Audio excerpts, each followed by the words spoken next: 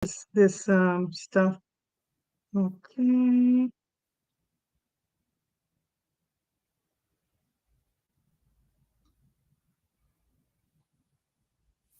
I don't know. Okay, we're live.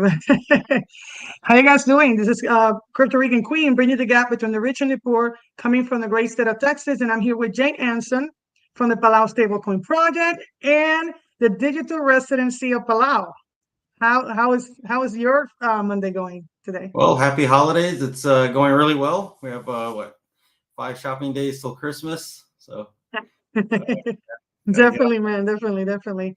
You guys finished the phase one, and I wanted yes. to find out about the results that you guys had, because when you were here a month ago, you still guys were collecting the information. So Yeah. what happened with that phase one?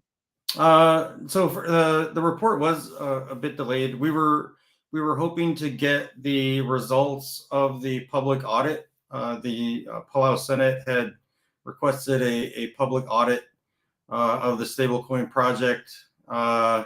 So we delayed a little bit to see if we could get the results of the audit, but they were not ready yet, and the public auditor wasn't able to give us a timeline, even though we had turned everything over 200 documents at least for them to review everything that had to do with the program.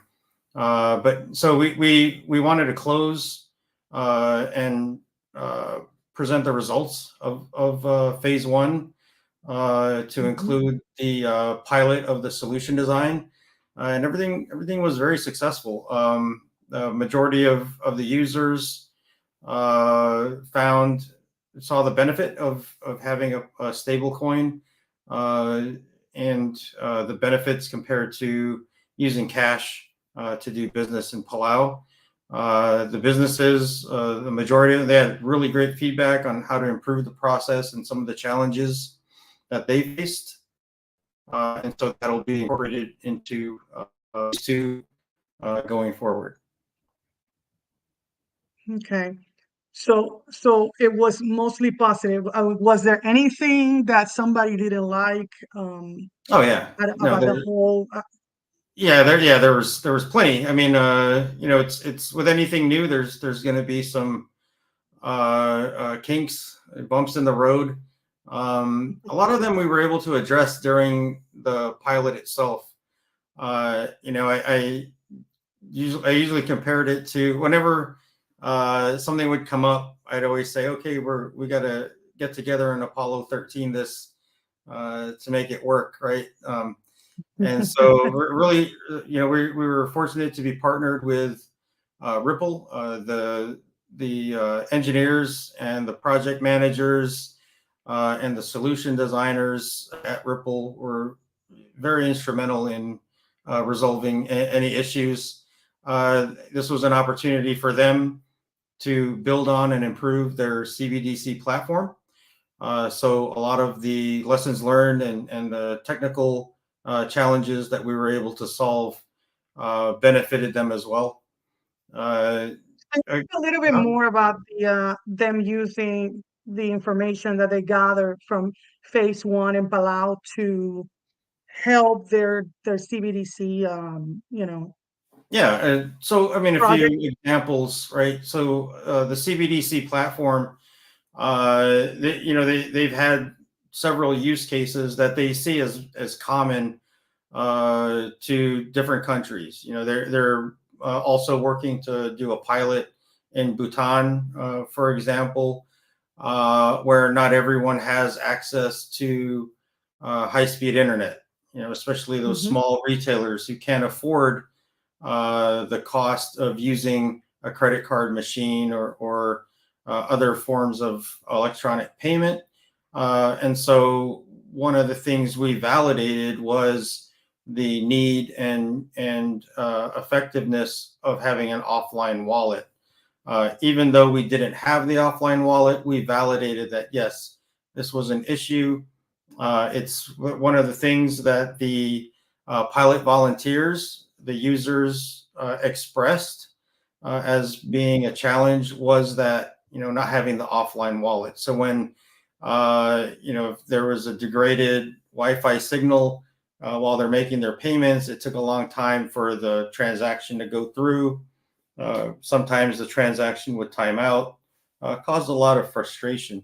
And so an offline wallet would, the transaction would go through right away. And then when you're back in an area with strong Wi-Fi, you could just go ahead and upload your transactions, and they would all go through.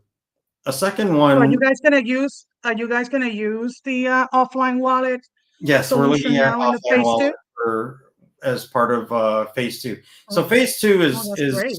is kind of, so the first few months of phase two, we're going to tackle a lot of the administrative and regulatory issues and requirements, right? Because there's a lot of stakeholders. We're dealing with money, we're dealing with banking, we're dealing with financial institutions and the economy. So it's not something that we can just jump in and start handing out, establish another form of payment. So it's all part of building the ecosystem. And an important part of that ecosystem is bringing in those stakeholders from all of those different agencies and organizations who have a say in how this should look. Mm. We talked a month ago and before about you guys did a great job with with just the small manpower that you guys have, and of course, you guys have the XRP Ripple team. When it comes to education, what are you gonna do different in this phase two when it comes to education that you learned from the first phase one? Right. So that's one of the that's on our agenda. The messaging and marketing. One thing we've already incorporated is we haven't done the official MOU, Memorandum of Understanding, yet, but with an organization called Palau Pledge. Palau Pledge is under the overarching Friends of Palau initiative that was started in 2015, I believe, and they went live with the Palau Pledge. And what it is, if I'll send you a link in the chat later, but anyone coming in to visit Palau, the Visa stamp is a pledge, and you sign it saying that you're going to be environmentally responsible while you're in Palau to preserve the island and the pristine nature of the islands and the ocean for future generations. It's garnered like billions of clicks and views on YouTube and across social media. It's won awards for throughout the marketing community. So they know what they're doing. They know what they know the Palau community. They know how to talk to and message the ecosystem. And just in our initial meetings with them, they've already been huge value added. So we're really working on getting the marketing piece and the messaging there. And then part of that will be the education piece. So partnering with local educators, the schools, and then finding partners that can help us develop content and get the message out on where we're going, what the stablecoin is, what it's intended to do, just to cut through a lot of the misconceptions and hype around the sensationalism of the bad things people hear about crypto. Yeah, wow, man, you guys have a lot of work to do, but you guys are doing a great job. Like I said, I given you so many kudos. Because you guys are dealing with a new technology. Right. So is there any plan for international partnerships to expand the utility of Palau stablecoin? Yes. So Once you finish, Yeah, no. For international partnerships, I mean, we've been in consult with the International Monetary Fund and the World Bank. They've given us a lot of great feedback and guidance on how to move forward with this, things we need to consider from a regulatory perspective.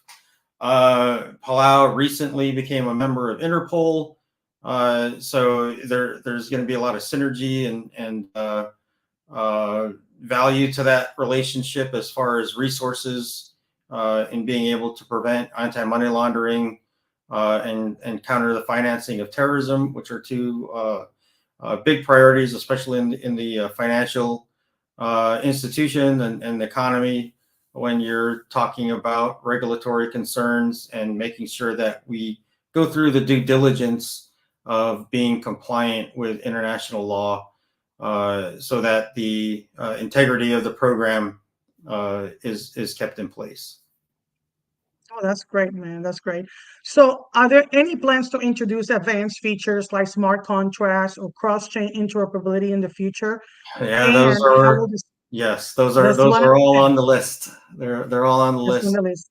the list. So I think that the first priority, right, is to first get our messaging and to market this so that we can clearly tell potential partners what it is we're trying to do.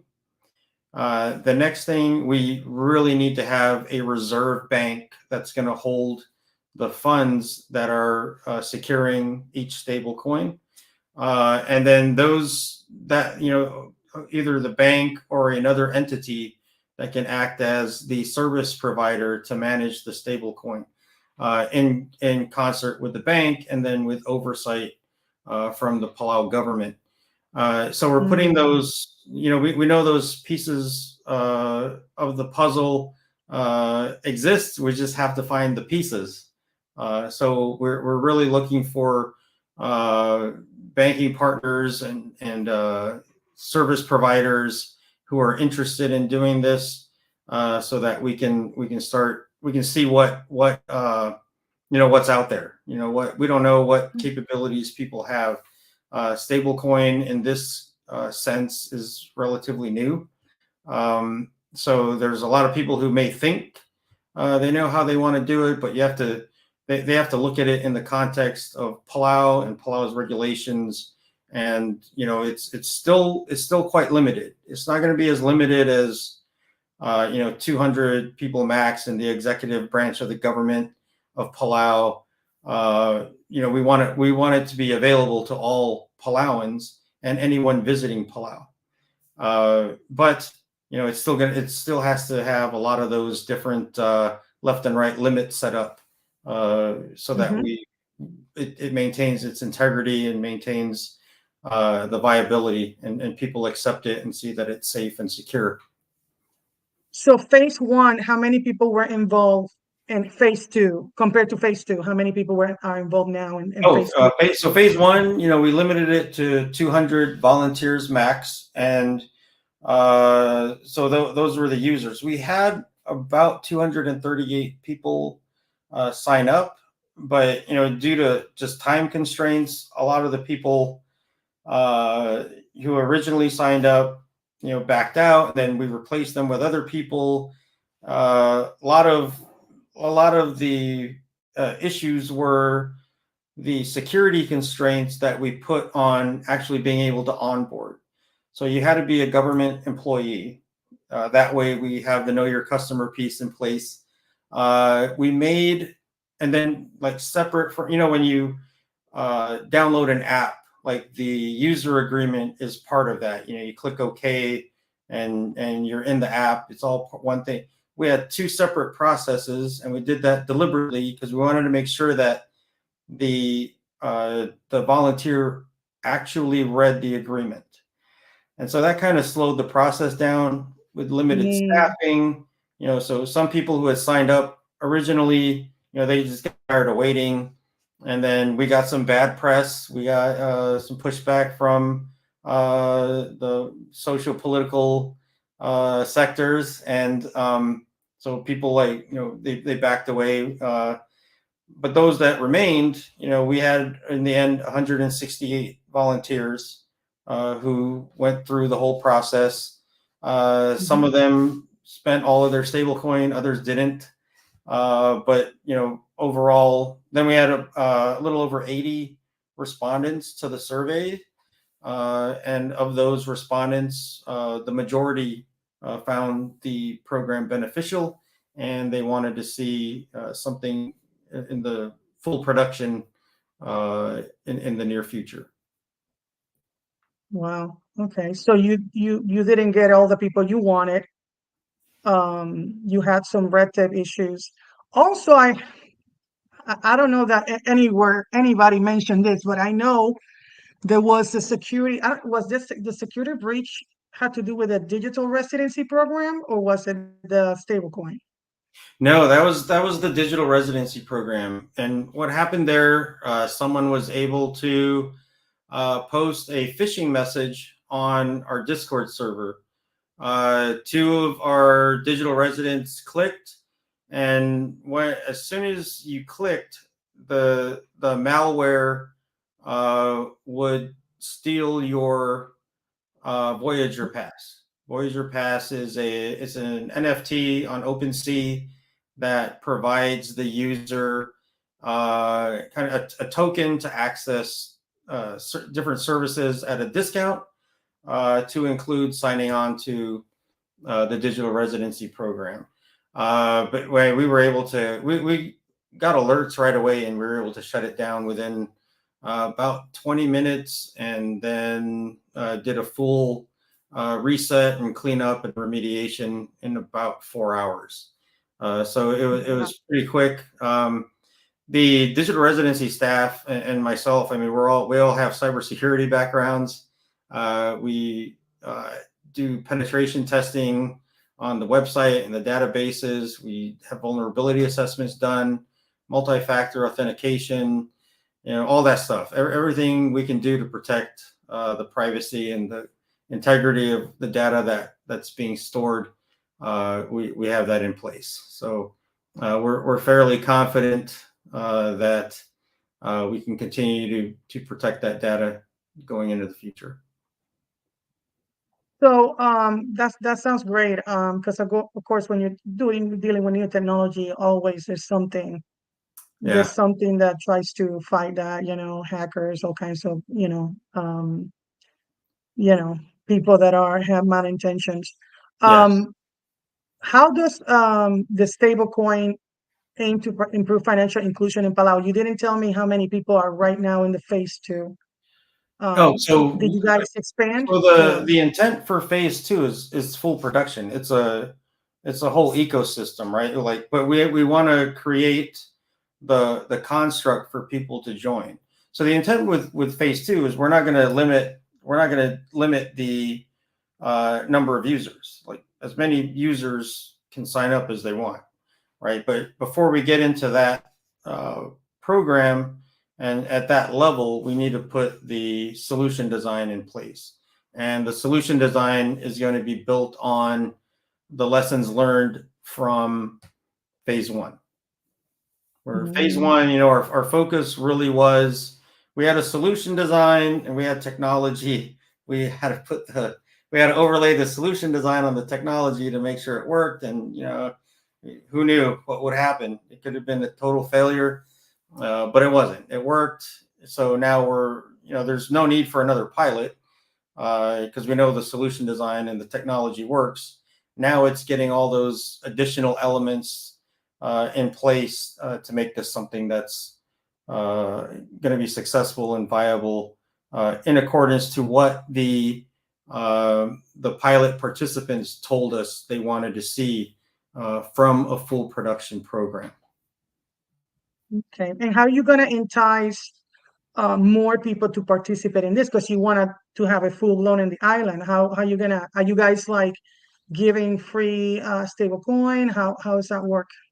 Yeah, there's different options for incentivizing it. Definitely, from anything from the first 100 users will get X amount of stable coin in their account. We do the same thing in the U.S., opening new bank accounts all the time.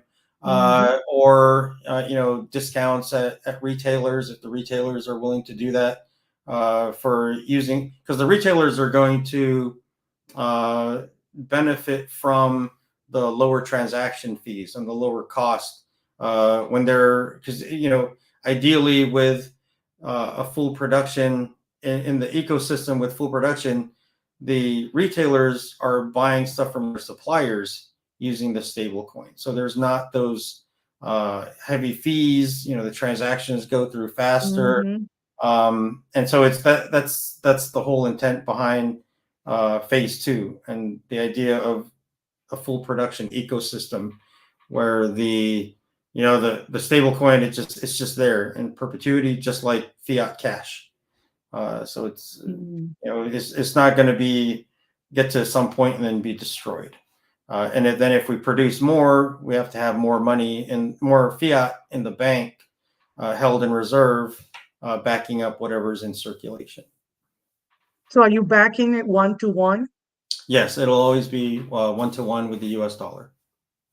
Wow. Okay. Yeah, because we have a lot of different issues in our crypto space with pegged assets to the dollar that say that they're 1-on-1, and then they don't really have the money, or they're commingling funds. How are you dealing with that so that the customer funds are in the customer funds and it's not commingled? How are you guys dealing with that specifically?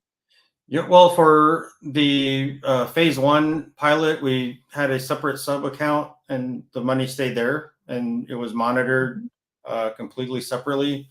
And then for phase two, that's something that, we need that banking partner on board with us that's willing to set up the same type of arrangement where the money is kept in reserve and it's just for backing up the stable coin. So who you guys have in mind? I mean, is it like can any bank from anywhere do it, or does it have to be specific bank in that region? We want the bank to be FDIC insured, of course, and tier one if possible. But there's a lot of options out there. Ripple has been very instrumental in getting us into talks with different financial institutions. They have those relationships and that network. So we're hopeful to get some resolution soon. It's the holiday season, so everyone's slowing down. Holidays are very big in Palau, starting with Independence Day in October. A lot of different, the government appreciation programs. The schools start putting on different events. So it starts to kind of slow down, and people, just relax and enjoy the holidays rather than, just going, hard in the paint for every day of the year. And then, so, they really do.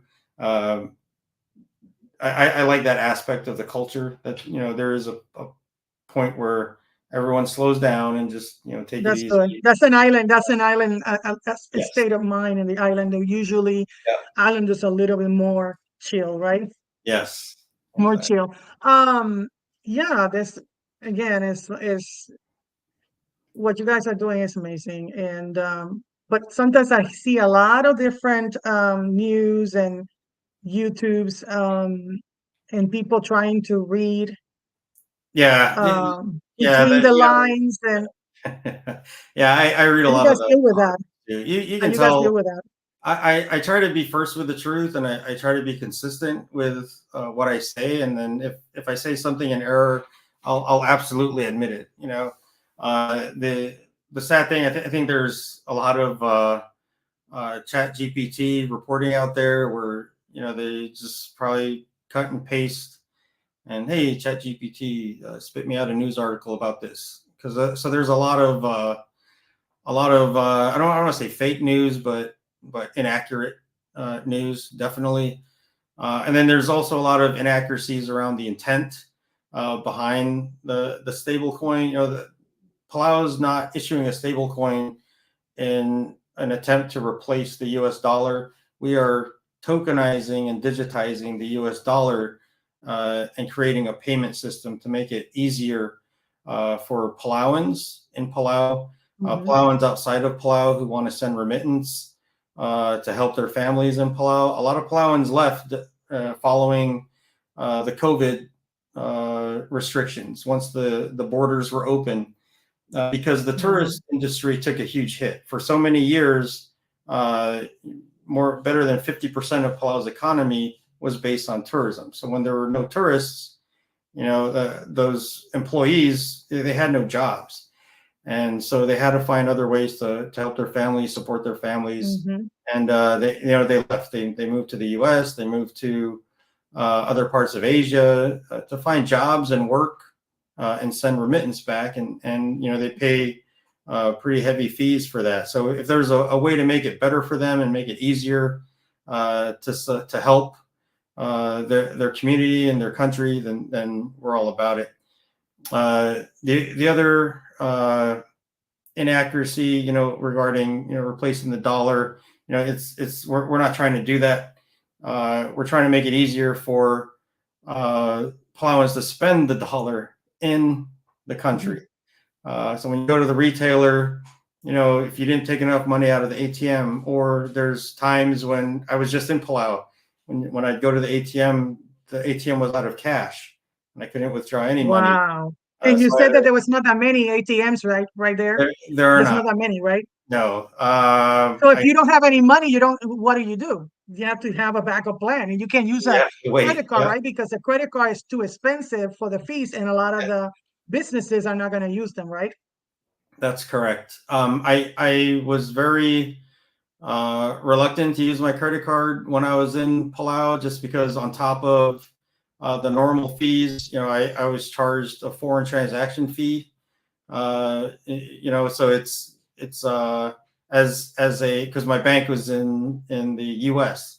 So there's those types of challenges and additional costs, whereas a stable coin would make it much more cost effective and efficient. Yeah. Has anybody asked you this question?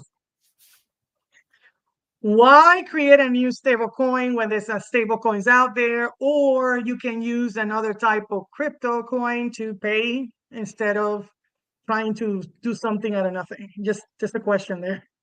No, absolutely. And we had explored, about a little over a year ago, the possibility of, getting some type of like Binance Pay or other payment system where the crypto is exchanged transparent to the vendor, right? So if you visit Palau and you want to use, you have a bunch of Bitcoin and you want to pay for your dives or your hotel, you just scan a QR code at that business. The business gets dollars. They don't care, because the exchanges happen at an exchange outside of Palau, and you're able to pay. It's all good. Everything's copacetic. But at the time, there was all the turmoil and the bad press with the FTX and then Silicon Valley Bank, and all these things. And now we have Binance, right? Because Binance, well, right? They got slapped with a $4 billion. Yes, exactly. From the XDC here in the United States. It's like, you guys are not doing what you need to do when it comes to AML. Yes. And now we're going to just slap you. Well, it's not a slap. It was a big KO, right? They got fined very heavily and like bad reputation again. And, it's a lot of people are putting a positive spin on it. But for people not familiar with the crypto space, people who have been against it all along, it's a big, oh, I told you so. See, that guy was laundering money. And the way the press is spinning it is that they were not laundering money. They just were not taking enough, doing enough due diligence to prevent the laundering of money. Whether money was laundered or not, I've not seen any proof, but they're saying their regulations and internal processes weren't satisfactory to different financial and financial regulatory organizations. And so Have you that's guys had any backlash for your connection with Binance? Are you guys cutting ties with Binance? And then we got the different the how you say, the Ripple now is basically almost won the court case against the SEC, yeah. and they're gonna go up and it's gonna be amazing, while Binance is like, have you guys any backlash with, by your collaboration with Binance, is the question that I had. Well, I mean, Binance is they're still in business. They're still a very viable, they're huge, very successful crypto exchange. I'm sure they're, now that they know, they're getting the right compliance pieces in place so that they can be in compliance with the AML KYC requirements, so they can continue to do business. They're still a multi-billion-dollar organization, right? People still depend on them to exchange crypto. They're not going away. I don't, in my opinion, personally, I don't think they should go away. It's no different than a fiat bank. The bailouts of 2008, they got caught doing the wrong thing. They were fined. Yep. All that stuff. But hopefully, Binance and other crypto exchanges, they learn and grow from this. One of the things that we encourage is, take a harder look at the Palau digital resident ID card and the KYC AML process that we go through to vet candidates. It's not easy. We do reject people who cannot pass AML KYC. We use SumSub. They're very good. They're very thorough, and it catches a lot of people who have committed AML or CFT crimes, or they've, they're associated with that space. We do not let them into the program. Okay, so how do you deal within phase 2 with that? Because I don't want to say there's always bad actors, but I mean, we have bad actors everywhere, right? Right. How do you deal with that within the citizenship of Palau? Because I know I'm in Texas, right? So we got good people and bad people here, just like in everywhere else. Nobody is. How do what are you guys doing with that specific area? Oh, we'll handle it the same way. We're part of building that ecosystem is finding a partner that can provide the AML KYC CFT services that we use at the same standard for the digital residency program. So yeah, it's all part of the process. Finding those partners and building the entire ecosystem for full production. Yeah, we're not going to go into full production until all those pieces are in place. Are you going to have one more test besides that phase 2, or what is it, the roadmap after this phase 2? So phase 2 is just the internal ecosystem, probably limited just to Palauans within Palau, and then we'll see how it goes. We'd like to have it open to Palauans and people living in Palau, but also visitors to Palau, where they can come in and then before they arrive in Palau, load their digital wallet with stablecoin. That way, they're not getting to the airport and then they're immediately going somewhere to look for an ATM to withdraw cash, and then they can also take advantage of the benefits of the low cost of they don't have to pay the transaction fees on their credit card, things of that nature. A lot of people tout the cash back or cash rebate aspect of credit card. It's a very small percentage, and not a lot of people have the financial means to afford just living off of a credit card. Usually, when you use a credit card, a lot of the times an emergency situation. And so then you're just taking time to pay that back. So whatever cash rebate the bank gives you, if you go through a couple of cycles of interest and APR fees, you're losing whatever rebate. It's expensive. It's expensive. It's very expensive Yes. when you have any kind of debt, debt that you had on your credit. Yes.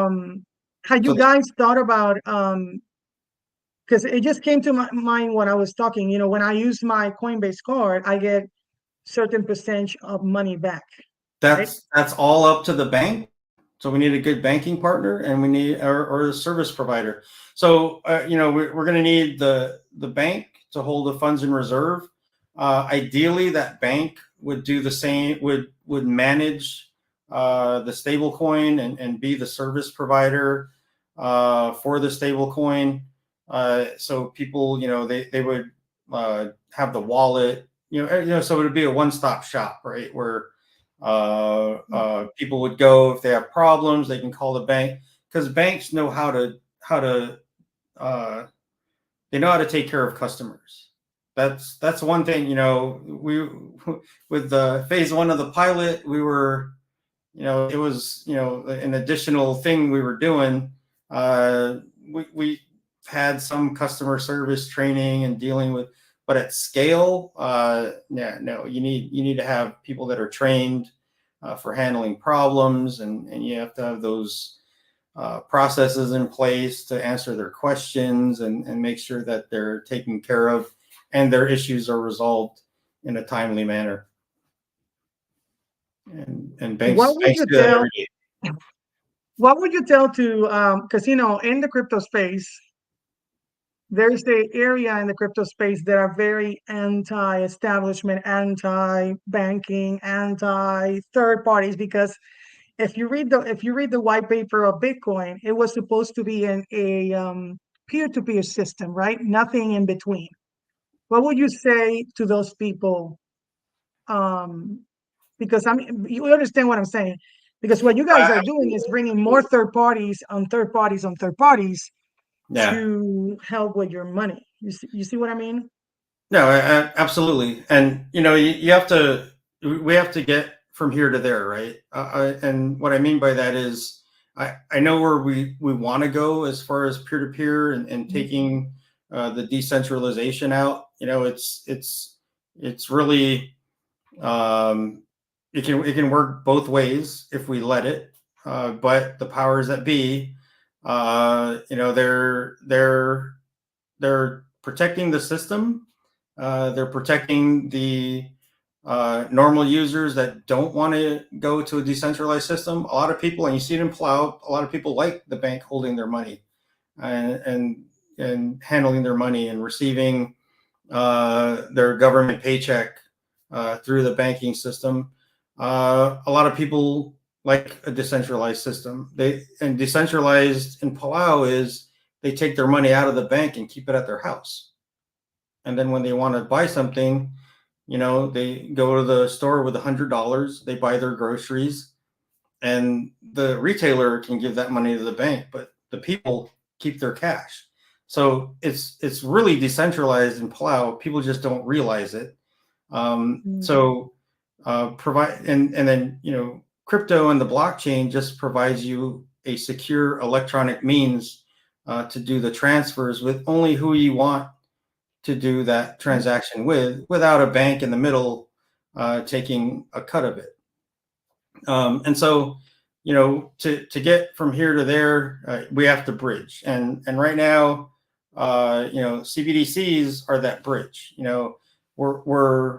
It's the first step in making the process more efficient. Sure, it's going to be centralized with a central bank, but all those little commercial banks that were taking their cut and putting themselves in between you, the central bank, and then your who you want to do the transaction is. So it's kind of a give and take. That's my that's how I see it in my limited time that I've been working in this space. But So you don't see it as a stop. You don't see it as a stop sign. You just right now trying to bridge and deal with the problems that you guys have correct. right now. And Yeah, once you deal with those problems, then you're gonna be basically adding more yeah, services because right now, I mean, for the crypto space, it's being leveraged more as investment and long-term investment, where people buy it and they hold it and they wait for it to go to the moon, and then what do? They're going to turn around and cash it for fiat, for dollars or whatever their currency is in their country. Whereas the other concept behind Bitcoin was that you're going to be able to buy stuff every day. I should be able to go to Publix or Winn-Dixie or whatever store and pay with Bitcoin, and they take it like they would take US dollars. Now, it's not decentralized because we have instead of banks, we have exchanges in the middle, and then so we have exactly. to exchange it for dollars, and then the exchange takes their cut, the government takes their cut because there's all these fees now. Like, oh, Japan, for example, it's 50% is the conversion fee. So the message is, okay, you have all this Bitcoin, you need to hold on to it unless you want to give a big chunk of what it's worth to the government, and then to the exchanges, and then to the same people, they complain about gas fees and all that other stuff. There is now the people in the middle. It's just the nature of capitalism and doing business, Yeah, unfortunately. yeah. Everybody wants their cut, right? And again, I'm asking questions because that as it has come to my mind. Yeah, of And the course. other thing is, you guys are using the XRPL. You're using a ledger from Ripple, right? Yes. Have you guys thought about using XRP or not? Now that there's Uh, clarity, so to use the XRP ledger requires spending XRP. So there was we spent XRP during the pilot. Every time we did a transaction, XRP was spent. But the XRP per transaction was the equivalent of I think there's 5 zeros it's between cents. each, like It's point cents. It's zero cents. It's zero very, zero very, zero. very cheap. Very Yes. cheap. That's why I'm asking. Why Yeah. not use XRP? That's another thing. Has anybody asked you that question? Why not use XRP? Yeah, no, definitely the cost is very low per transaction, and but also it's a carbon neutral blockchain, so That that's too. something that's That very too. Yep. appealing, especially being on an Mm-hmm. island, and we're dealing with climate change. We're dealing with Mm-hmm. a lot of the environmental impacts and trying to minimize that. That's why you'll never see a Bitcoin mine set up in Palau. So there's Don't ever say never because well, there's way. Listen, I'm in Texas. Remember, yeah, Texas. We're using flare gas hmm which is already messing up the environment to mine Bitcoin and other cryptocurrencies. So yeah, there's green technologies to mine these cryptocurrencies. And actually, if you do the research, creating fiat, creating cash is more, it's actually oh it has yeah, more profit than yeah, creating a Bitcoin. But again, people don't know. By the way, I'm mining, so I not only know about the mining aspect from here, but I'm mining stuff. I'm yeah, mining Bitcoin. I'm mining Caspa. I'm mining Litecoin and Doge, and I'm about oh to okay. start mining. So there's ways to do it Yeah, without the footprint, basically. And I wanted you guys to think about that because it's like we got Salvador. I went to Salvador in September for 3 weeks. yeah, What is Salvador doing? They're using volcanoes and different things to basically mine Bitcoin too. right. Yeah, And I that's the bet thing. Well, for now, flare gas over there. Palau has no very limited. Like we're getting solar panels and stuff installed, and a solar farm. They're just starting to look at electronic vehicles, but it's fossil fuels and it's expensive. I mean, it's well, I think the price came down when I got there. it was $8 a gallon. Then it got down, I think, $6.50 a gallon, a little bit more for diesel. And then, just your electricity. I'm sure my sister is listening to this. I'm sure she's received the electricity bill any day now, and see like how much I was running the air conditioner in my apartment. So just shout out. I'm How sorry. expensive is the electricity over there in Palau? So it depends. You have to buy tokens. It's a tokenized system. So there's no Oh, utility interesting. bill based on what you've used. You buy it up front, and then when you go to get your token for the next month, it's you pay the difference, and then you get like another it's like an allowance. And if you go over the allowance, you just pay Oh, that the next month. Yeah. dang. So By the there's way, no I utility found bill. What's that? I found that there's a place called PRA gas station. Gas flaring is a process. So in Republic of Palau, where there might be flaring of gas, which you guys could use to mine bitcoins. Because again, or mine whatever you want to mine, it has to be a proof of work Yeah. crypto. Like any of the ones that I mentioned. Again, I don't know if you guys had that in your roadmap, but you said never, and I just had to push back a little bit there. I don't know. I Yeah. mean, well, I say you won't find it now because it's too expensive. I mean, it's cheaper to go in the middle of the desert or in Texas, which is a big desert. Sorry, but and Not everything here is the desert, man. no, Yeah, not everything here is not everything in Texas is desert. We got all kinds of things here in Texas. I mean, remember we're the second biggest state by population yeah, after Alaska. So we got a lot of different things. But again, I just want you guys to think because El Salvador is doing a lot of amazing things, and I was able to go there.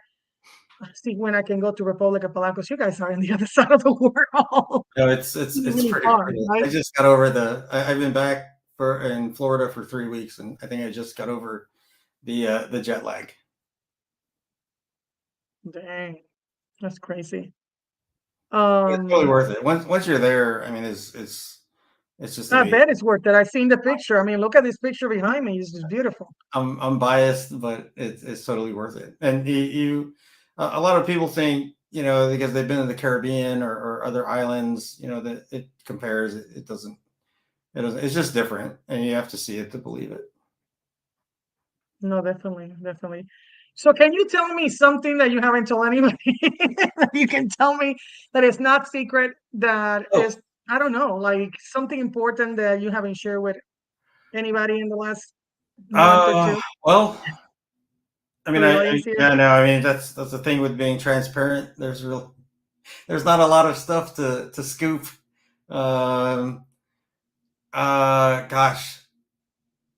Um, Oh, well, for the digital residency program, this isn't well known. A lot of people have been asking about the mailing addresses, and we're really close. Yeah, and there's a lot of complaints about the time it's taking, but it's just that way. Land and property in Palau is very important. It's the source of authority and power with Palauan families. Only Palauan citizens are allowed to buy and own property. There's long-term leases, which a lot of people do, 50 years, 99 years. Oh, So it'll wow. get you through maybe one generation, a generation and a half, but it's always going to be belong to Palauans, right? Mm, So when we first broached uh, uh, the desire to have this system in place to provide physical mailing addresses, not PO boxes, but a physical address in Palau mhm. tied to a piece of Mm, land. Of course, there were a lot of regulatory and hoops that we had to go through. A lot of lawyers involved, and so it's just been a very long and arduous process. What I try to remind people is that this isn't being done anywhere else, where without going to Palau, you'll be able to get a physical mailing address in Palau.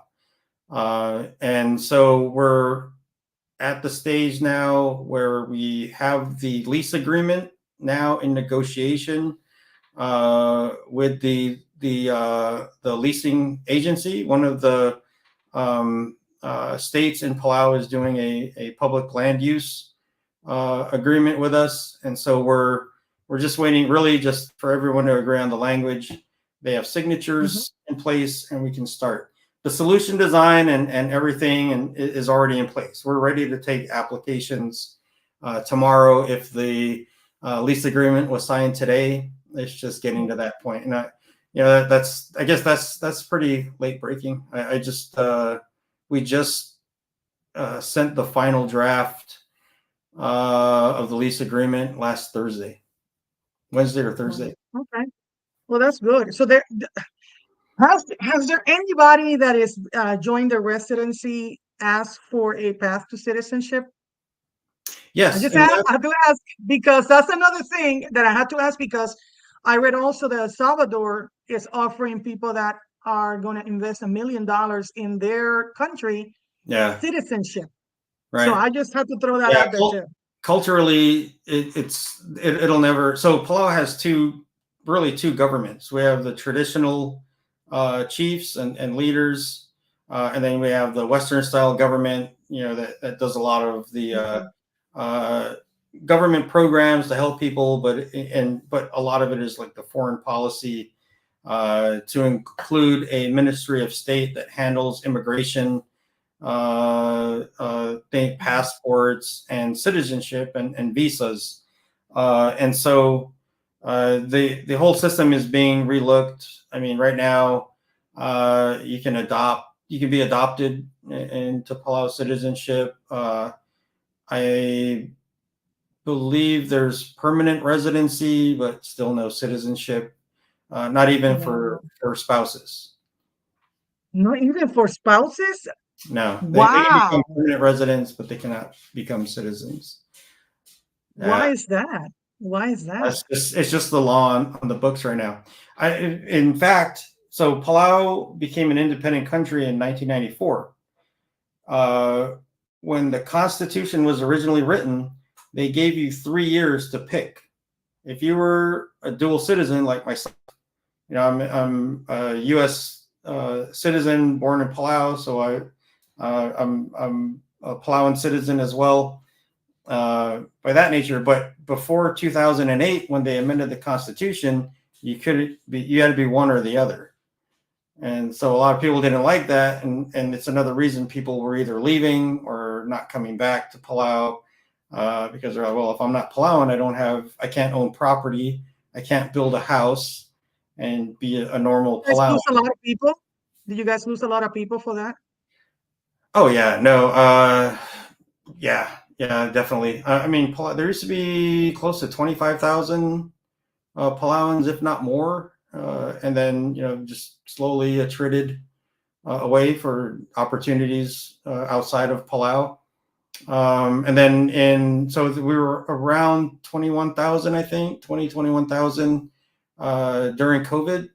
Then once the borders lifted and, the economy was in dire straits, the tourist industry, which was built up around the National Marine Sanctuary and having, the pristine paradise appeal, people lost their jobs, hotels closed, there was nowhere for people to work, so a lot of them joined the military and moved away or went and found jobs in the hotel industries in other countries, and that's just how it is. Hopefully they'll see the recovery and good things that are taking place and the potential, and move back to Palau to try and be part of that solution. That's what I'm working on now, and hope to be moved back there in the next year or so. Wow. And I was just, I'm asking because here, one way that we can actually grow the population is people coming here to the United States. and you guys are a very small island, so it's like, example, Puerto Rico, how many people are coming from Dominican Republic and other Right. islands that are, you know, I just wonder what is your you just took me somewhere else. What is your demographics when it comes to youth and stuff? Because if you don't have anybody to take over the next generation and you can't become a resident, what are you guys going to have in the next 50 to 100 years? Yeah, I don't know the exact numbers. I know based on the last census, so Palau has always had a gap in uh, residents between the ages of 18 and 21 because they leave and go to college. I don't know if the Palau Community College has a 4-year program, but it didn't for the longest time. It had 2-year vocational programs, so you could get vocational degrees in Palau. But most people would leave Palau and they'd go to University of Guam or University of Hawaii. A lot of them go now to Taiwan or Japan. Or the West Coast. There's huge communities of Palauans, especially Oregon, Washington State, and Northern California. When I left home, I went to Northern California and stayed with my uncle and aunt in a city called Novato. It's about 2 hours north of San Francisco. But once I was there, I didn't want to go to college. I went in the military instead, and then I stayed. So yeah, so that demographic, there's always a gap because people are gone for school. But then in the past, most of them had come back and found jobs or started businesses. Now that's becoming less and less because there aren't as many opportunities in Palau because of the economy, and so we're trying to grow the economy, grow the numbers of opportunities available, so that it's appealing for Palauans to come back and live and work in Palau. And part of that is trying to launch a stable coin into full production that'll help economic growth. You'll need people with tech skills to come and manage that, so it's not managed from the outside like a lot of technology projects and initiatives are. Learn those skills in college and other places and come back and grow Palau as a fintech hub for the region. There's definitely a lot of potential and a lot of emerging opportunities. Yeah, right now, Puerto Rico, there's more Puerto Ricans outside of Puerto Rico than in Puerto Rico. So I don't know if you guys having the same issue, but everybody I a believe lot of there us are. just left. It's hard to get a count of Palauans living abroad, but I am fairly certain there's at least twice as many living abroad than there are in Palau. Because right now, in Palau right now, there's only 18,000. I believe there's close to 40,000 living outside. Dang. Wow, and that's not that many people. I mean, I don't. Anyway, that's another subject. But it's tight because you're trying to do something for Palauans, but if there's not enough Palauans, you know what I mean? Like it's like you're doing a lot of work, and you have to like substitute your demographics in the next whatever. And I don't know if you guys are thinking about that, but it's an important thing to. And that's where the talk of paths to citizenship and different residencies, long-term residencies, and revising the visa and immigration program come in because there's people who want to stay and live in Palau, for different reasons, but they can't be Palauans, and then they're treated in a status below a full citizen, and so they're always wondering, can I stay? Should I invest my time? Should I rent a house? Should I buy a house? Should I lease land for 50 years? If after 3 years something Didn't happens, you say that if you're not Palauan, you cannot buy a house? you can buy a house, but you can't own the land that it's on. What? You can buy the house, but that doesn't make any sense. How can you own the house and not the land?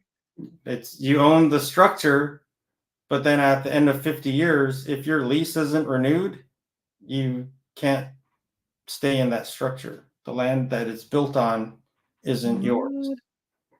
So Okay. that's the conundrum, right? Well, like, do I invest my time and money and move my family to Palau if I'm not going to be able to own the house I'm living in? I'm not going to be able to pass it to Mm. my kids. So yeah, I mean, it's problematic. A lot of the original land leases after World War II, they were expiring.